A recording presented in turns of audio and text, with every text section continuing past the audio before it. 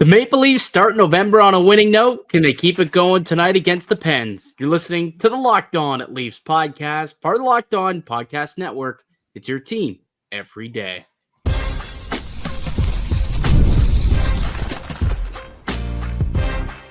You're Locked On Maple Leafs, your daily podcast on the Toronto Maple Leafs. Part of the Locked On Podcast Network. Your team every day.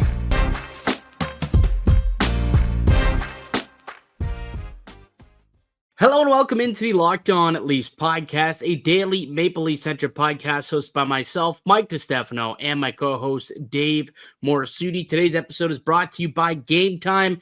Download the Gametime app, create an account, and use code LOCKEDONNHL for $20 off your first purchase. You want to go to the Leafs-Penguins game tonight, you can use that promo code LOCKEDONNHL. If it's your first purchase, you'll get $20 off using our promo code.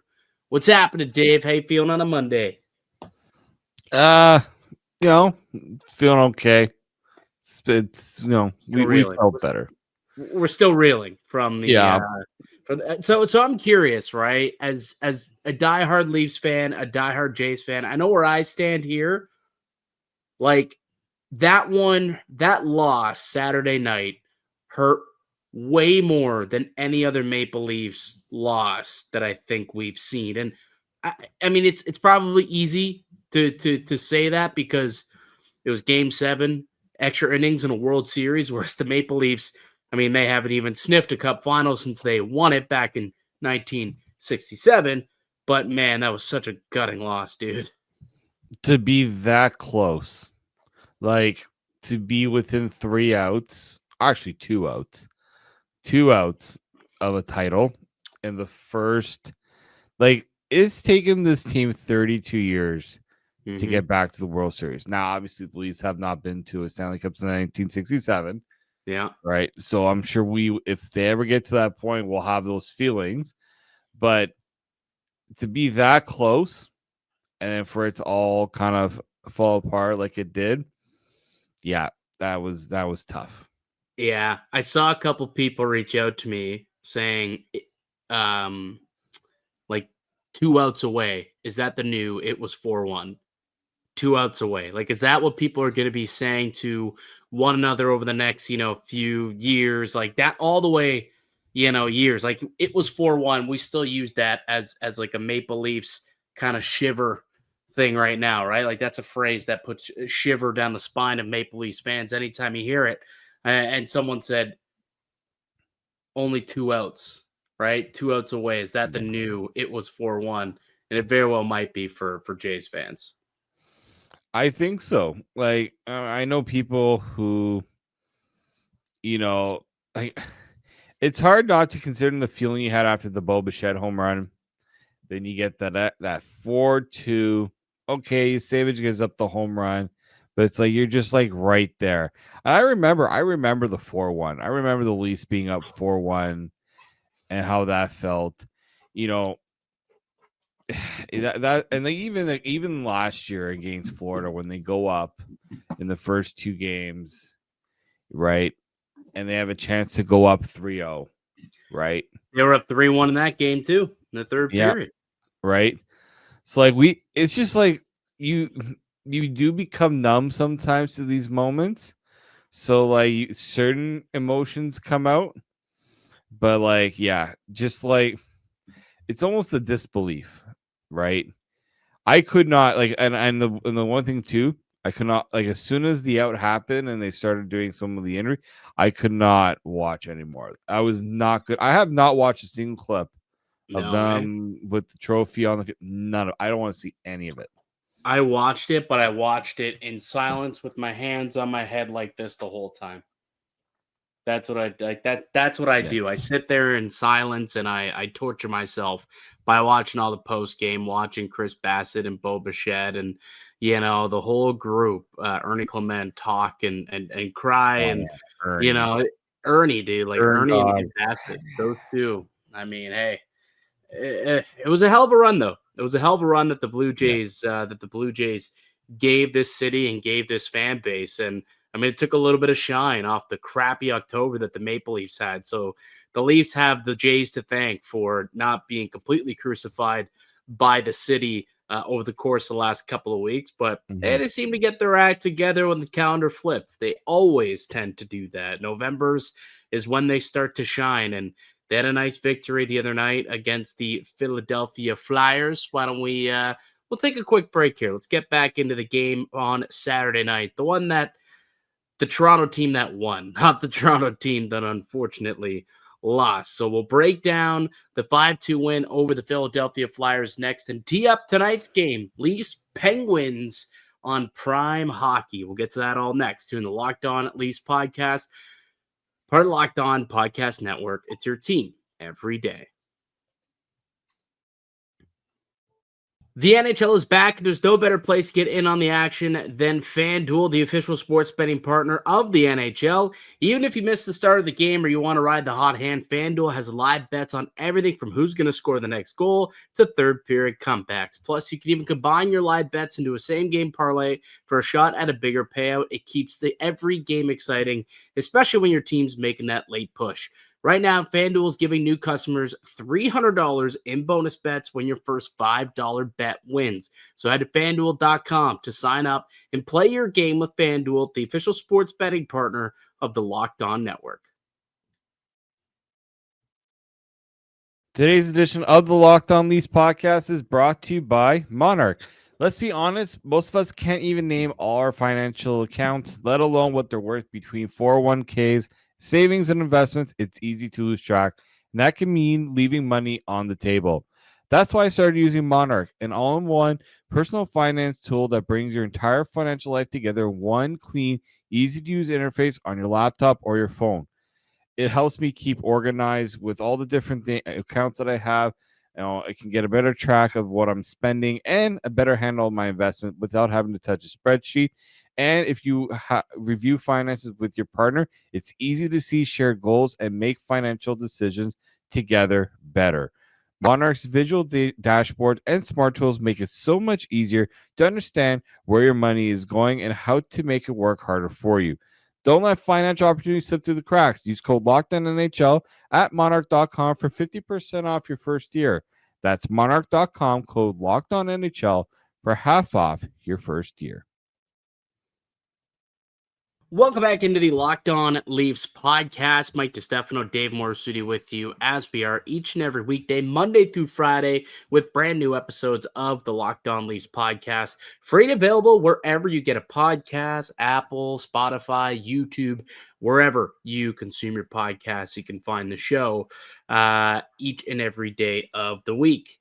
The Maple Leafs with a victory on Saturday. It's unfortunate we couldn't get the old Toronto parlay with the Jays and Maple Leafs victory, but at least one Toronto team gave us something-ish to celebrate. I would have totally sacrificed the Leafs loss for a Jays win that night. Yep. But c'est la vie. What are you going to do? But it was nice to see the Toronto Maple Leafs finally, kind of hunker down and put together a pretty solid game. 5-2 was the final against the Philadelphia Flyers. Dave, anything kind of stick out to you that you liked from that game? How the team looked, how the team played?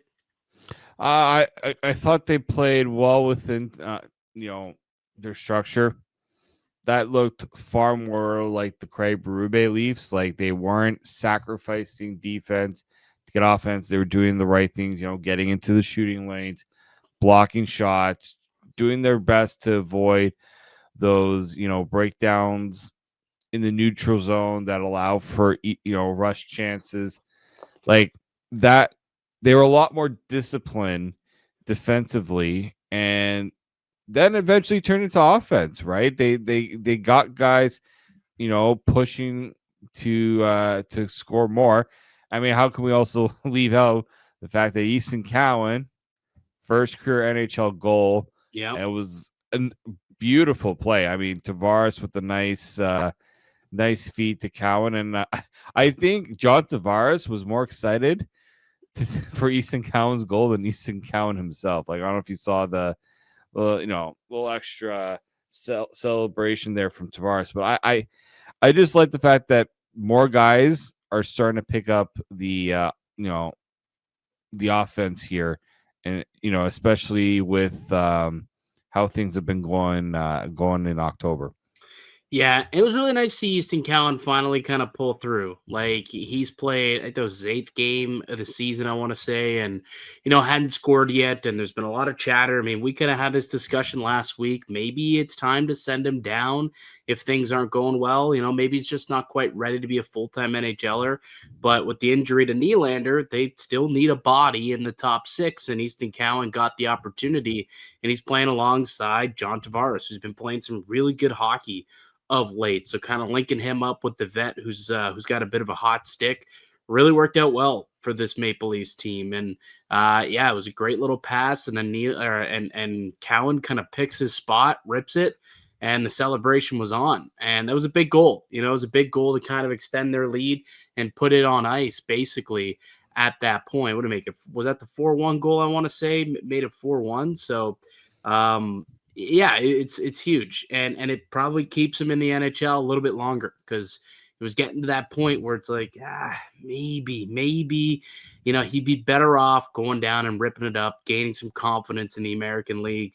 But you'll get a nice little confidence boost with your first NHL goal on Hockey Night in Canada, and then he ends up getting the interview and getting a towel after the game as well. So good on him. Nicky Bobby also with another goal there. He's another guy kind of getting an opportunity in the top 6. And Dave, you just know that the Nicky Bobby believers are going to be loud in the comment section. Like there's a couple of listeners to this podcast who are strong Nick Robertson believers. And to be fair, they're proving him well right now. Like he's gone out the last couple of games and he's producing. He's providing, that secondary scoring that this team desperately needs. And it's not that Robertson has never, hasn't been able to do that for the Maple Leafs. It just hasn't been on a consistent level, right? He's gone, stretches where he's scored in back-to-back games, or he's scored, 3 goals in a 5-game stretch.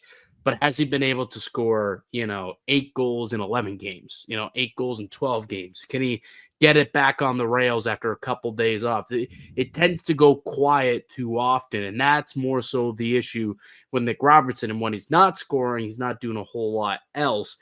But if he can continue to put pucks in the back of the net, I mean, there's going to be a spot for him on this roster. Plain and simple. Like that's the one thing that he has to do to stick in the roster. And now that's back-to-back games. He's put the puck in the back of the net. And I mean, he's being, given opportunity. He's now playing in the top 6. I think tonight he's expected to play alongside Auston Matthews again here. So, hey, take this opportunity and run with it. Take it and run with it, because the second the goals stop coming and they start getting scored on while he's on the ice, that's where things are going to go a little dicey. So if Nylander's going to be out for, a couple more games, here's his opportunity to say, hey, I want to be here. I want to stick it with it. And even when Nylander comes out, I still deserve to be in a top 6 producing role of some kind. So shout out to Nicky Bobby on a pretty good night. 2 points for Nick Robertson. Yeah, being that offensive threat that he's shown that he's capable of. I think Craig Berube even said afterwards, it was the effort, the effort that he showed. I don't think it means offensive effort. I don't think it's in his own zone, blocking shots, doing the things in one end that eventually lead to chances in your own end. Like look at the goal he scored, right? Yeah. Well, that and a couple times too, and behind the net, like he's engaged in puck battles, right, in the offensive zone. So you're engaged in a nice little puck battle. You keep possession alive, and that's when you get those second, third opportunities in one possession. And that's something that the Leafs have desperately lacked this year. They seem to get that more in waves in that game against Philadelphia. They do, and just a bit of counterattack, create some nice creativity between Nyes and Robertson, but like this was a chippy game. Also, like there was a lot of physicality. I think it kind of also really ramped up after the Tanev injury. Yes, which we'll get to in a moment. So like you did see a little bit of that where they had to kind of push back away. Anthony Stolarz definitely really wanted to Like I'm surprised he didn't drop the gloves in that game. What did he like grab Zegras out of a pile and was like, "Come over here, young buck." Like, they were teammates. You're not doing anything in this. I'm trying to remember if they were teammates together at Anaheim. I think his rookie season, I believe they were together in Anaheim, because I think Stoller's only in Florida for 2 years, I want to say. So I think the first couple years maybe of Zegras' career, they overlapped with Stoller's there. But yeah, he's a fiery guy. Like, we know that he's a fiery guy. Like, even last year in the playoffs, like, didn't he body check Sam Bennett at one point? Like, he literally, if he has an opportunity to do some damage to somebody and get retribution, he doesn't, he'll take that opportunity. And like the Flyers were deliberately trying to get into his kitchen. And I'll give the Leafs credit. Anytime a Flyer was getting close to that crease, somebody was getting in their face. Good. Yeah. And that's exactly what we've been asking for. Yeah, 100%. What else we've been asking for? Auston Matthews to score a goal. Just his second goal this season at 5-on-5. But what I loved about the goal, Dave, is how well placed it was, and it looked like there's no issue with that wrist. Like, just the way that he snapped that puck, there's clearly no issue with the wrist. So we had that conversation on Friday. Like, is it physical? Is it mental? Like, what's the situation here with Auston Matthews? I mean, I think he showed you that it's not physical, because when he's able to get the shots off, man, he can get those shots off. And he snapped that puck right into the back of the net. So that was a positive sign. Another his second 5-on-5 goal of the season, but a big goal for sure for the Maple Leafs. So that was another positive as we shift into November. Lots of things positively coming from that game. There was one big negative, though, from the win against the Philadelphia Flyers. Chris Tanev, who returned to the game after missing a week, left the game with an injury. It's kind of a freak accident, kind of. He skated into Michkov backwards and then just basically fell on the ice and was kind of lifeless. Like, ended up getting stretchered off the ice, and it was really jarring to see. Dave, what's the latest, I guess, when it comes to Chris Tanev and this injury? Yeah, like I looking at the play initially, you're just like, okay, we've kind of seen we've seen him take bumps, but he's able to come back. Or, we saw the one that led to him being out for a bit after the New Jersey one. So I personally, I was thinking, like, oh no, like, did he come back a little too early? Did something like that happen? But eventually the Leafs did announce Sunday morning that he was evaluated overnight in Philly for precaution purposes, discharged in the morning, and returned home to Toronto. Then I kind of missed it initially, but later on in the afternoon, the Leafs did place him on injured reserve. To the game. So that means, again, there was no indication from them what exactly is his, like, in terms of what happened, like whether it was an upper body. I mean, we know it's probably an upper body injury, right? The good to see the thumbs up from him, but yeah, so we gotta have another spell without Chris Tanev in the lineup. And that's tough. That's tough, because I think you noticed, like, how much of a difference his presence makes on that blue line. His absence is really tough to replace for this Maple Leafs team. Like, they don't really have anyone else who can play that Chris Tanev role, right? Like, that nails guy who go out there willingly block shots, who can kill plays, who can, just put out fires in his own end so confidently. He's arguably their best, defenseman, definitely their best defensive defenseman. That's for sure. For a team that's been struggling structurally and defending in your own end, losing Chris Tanev for any stretch of time is obviously tough. And it looks like Phil Myers is going to be the one to have to come in and, as his replacement. Also means we'll see the lineup get jumbled up a little bit in tonight's game against Pittsburgh. We'll take a look at that in a moment here. But yeah, really tough play. Kind of just an awkward situation, awkward incident.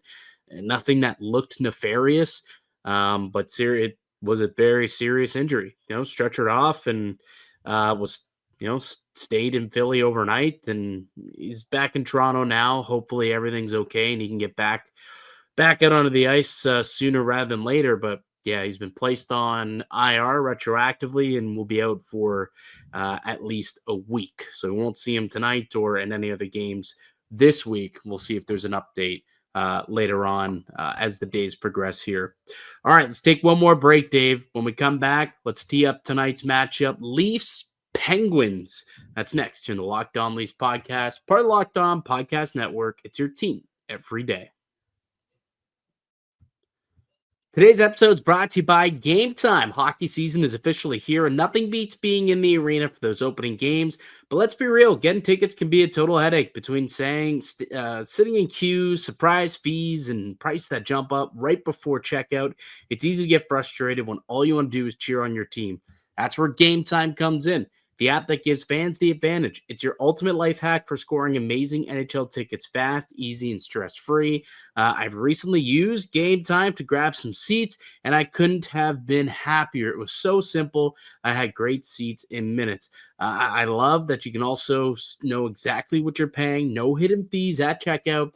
And you can see exactly what your view is going to look like before you buy your tickets with their in-app seat view feature. You can even find some tickets for pretty cheap, under $25 at select NHL arenas. Take the guesswork out of buying NHL tickets with Gametime. Download the Gametime app, create an account, use code LOCKEDONNHL for $20 off your first purchase. Terms apply. That's code LOCKEDONNHL for $20 off. Swipe, tap, ticket, go.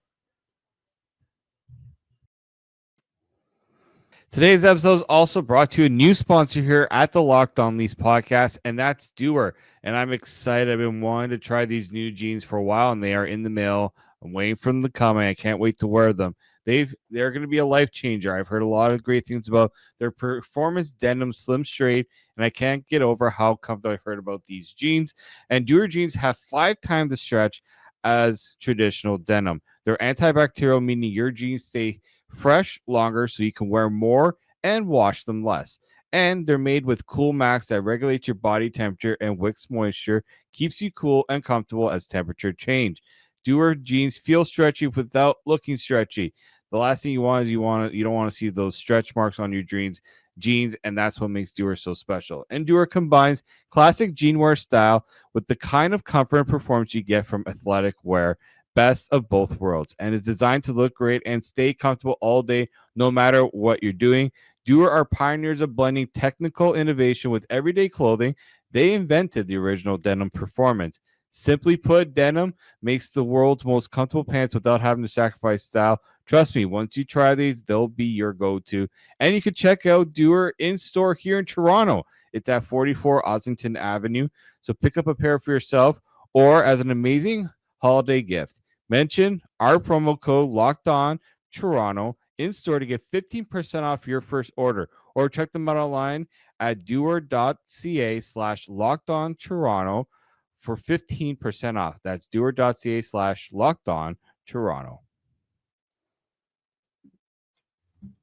The Locked On Leafs podcast continues. Mike DiStefano, Dave Morassutti with you as we are each and every weekday with brand new episodes of the Locked On Leafs podcast. And we got a game tonight, back in action, and it's the post-Jays era of the Toronto Maple Leafs. So eyes squarely now on the Toronto Maple Leafs. So it's going to be a lot more pressure, I think, on the team to perform because the scrutiny will be louder if they don't get it done. But they started out November on a hot start. They won 5-2 over the Philadelphia Flyers.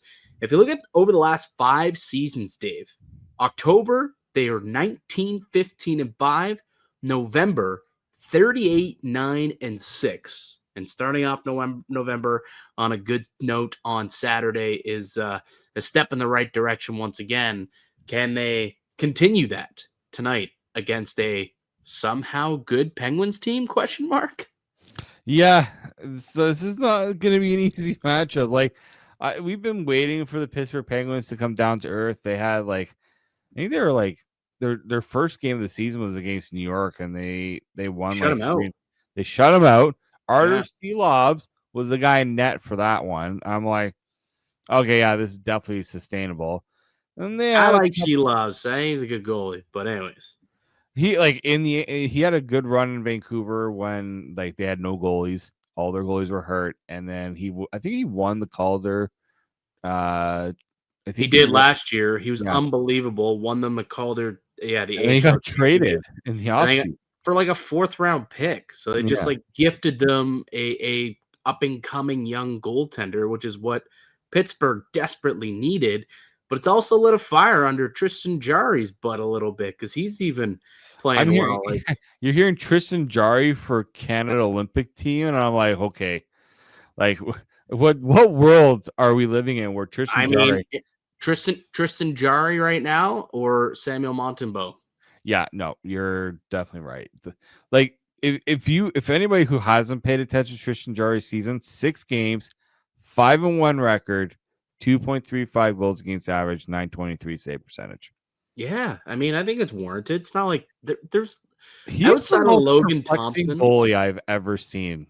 Dude, it's insane. It's he either has a really good season or a really bad season. There's no in between for Tristan Jarry. It feels like very often does he not have an average like it. Yeah, like 903 save percentage, 909 save percentage, but most like the last couple of years, 893 save percentage. Like it hasn't been good. Yeah, so like at one point, like we thought about like, are they gonna just like straight up? Well, they did actually. They put him on waivers last year, and he got sent to the AHL, and now he's back to being, among the top goalies in the league. But yeah, it's such, like between the goaltending and then he's not going to play. I don't know if he's going to play tonight. He might play tonight, but Justin Brazeau, former Leaf, former Bruin too. Yeah, I don't think he ever played with the Leafs. He was Marley. He was only on an AHL deal with the Marlies. Yeah, former Marley, but he's doing great. We've had 6 goals on the season so far. I mean, coming out of nowhere. Anthony Mantha too. But it's truly the fountain of youth there, though. Like it's Malkin and Crosby leading the way, helping those guys. It helps when those guys are playing with Crosby and Malkin. Right. Like Malkin, 18 points to start the season. Crosby, 16 points to start the season. And then that's why you got guys like Brazeau and Anthony Mantha on their wings, point per game so far early on in the year. So it helps for sure. And again, is the bubble going to burst at some point? I don't know. Like they're getting saves. They've had really good special team success as well. And their superstars are playing like superstars again, right? And I think that's a good recipe for success. Is it sustainable? I guess that remains to be seen. I wouldn't bet it is. Just my hunch based on what I've seen from the Penguins over the last couple of years. I don't expect them to be in the mix. They're 1 point away right now from the top of the table. Like, Colorado has 19 points. It's the number 1 team in the league. Pittsburgh's got 18 points. They're right there. Let's take a look at the matchup breakdown so we can look and see exactly what is leading to success here for the Pittsburgh Penguins and kind of where the Leafs are at in that regard as well. So you have the Pens at 8-3-2, and the biggest thing is the special team success here. 32% power play, which is number 1 in the league. That's a massive reason for why the Penguins are where they are right now. So a 32% penalty, a power play. You've got a decent penalty kill at 82, basically 83%, and you're scoring more than 3.5 goals and 262 goals against. That's a good formula. That's a winning formula, and it's led to this 8-3-2 start for the Penguins. So the Leafs are going to be in tough. That's going to be tonight's no walk in the park. And the Leafs, they've won 7 of the last 10 meetings against the Pittsburgh Penguins, but tonight's going to be tough. I can guarantee it. They're going to have to bring their A game. The Leafs have never had an easy time against the Penguins. Like it's the one matchup you kind of dread because I've seen them get their butts whooped by an almost AHL lineup. I don't know if you ever remember those. Oh, I remember that. Right? Was that 7-1 to the Wilkes-Barre Scranton Penguins? I remember that. And like there are some players who are, punching above their weight for sure. But as you said, it's the two guys up top. It's Crosby, it's Malkin. And Rust. Rust has 7 points his last 5 games too. So Rust. Yeah, and he was injured and had I think he missed the first couple of games to start the year. So he's kind of getting himself back up to speed.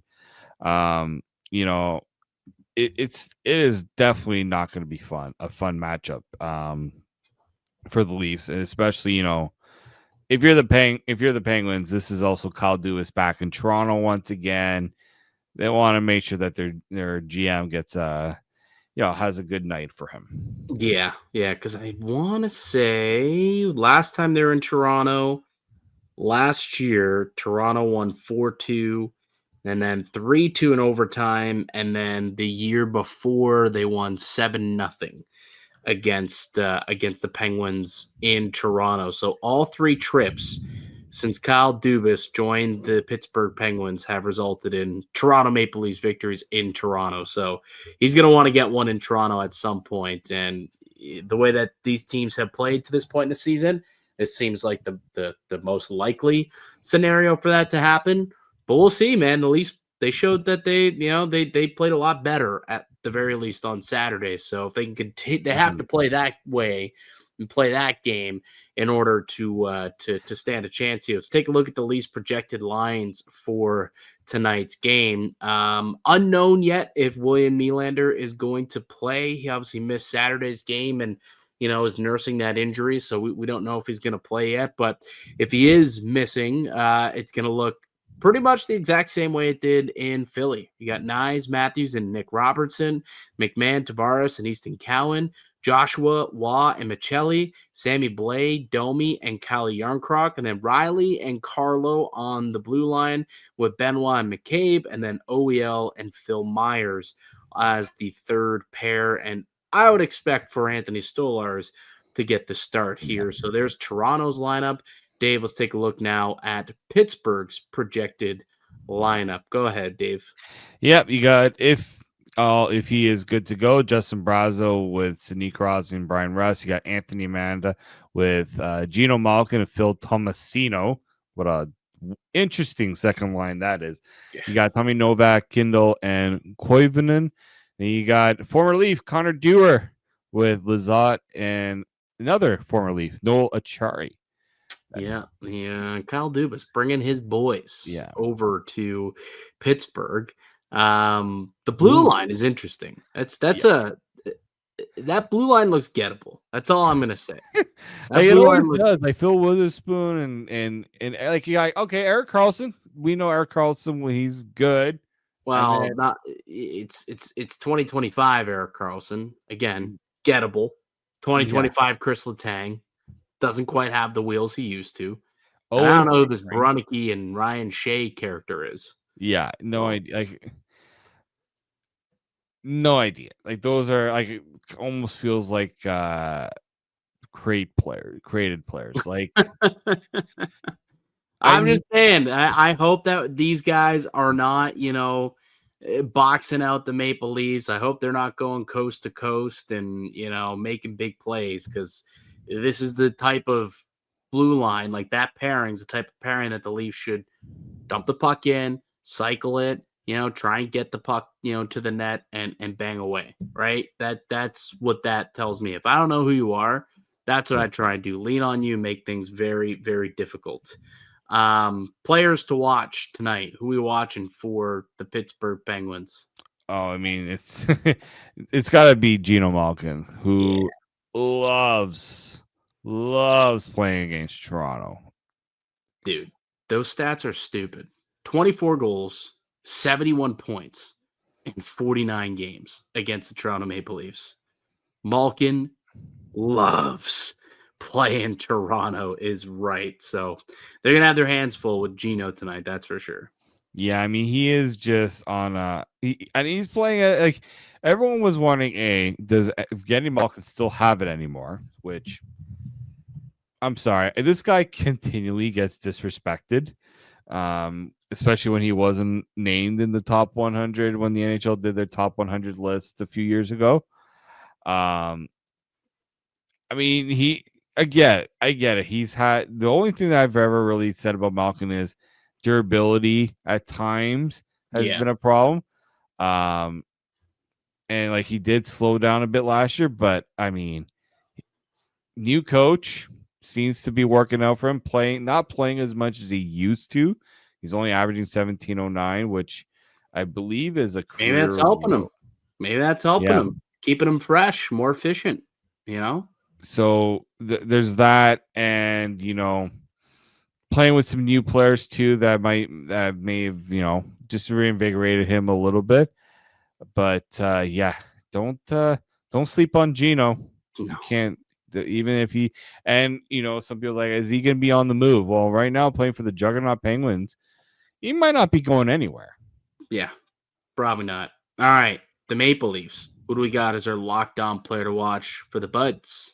Not exactly Geno Malkin level, but we still got Nick Robertson, who's got 4 points in his last 4 games, 3 goals, 6 points on the season. I think he's playing some of his better hockey.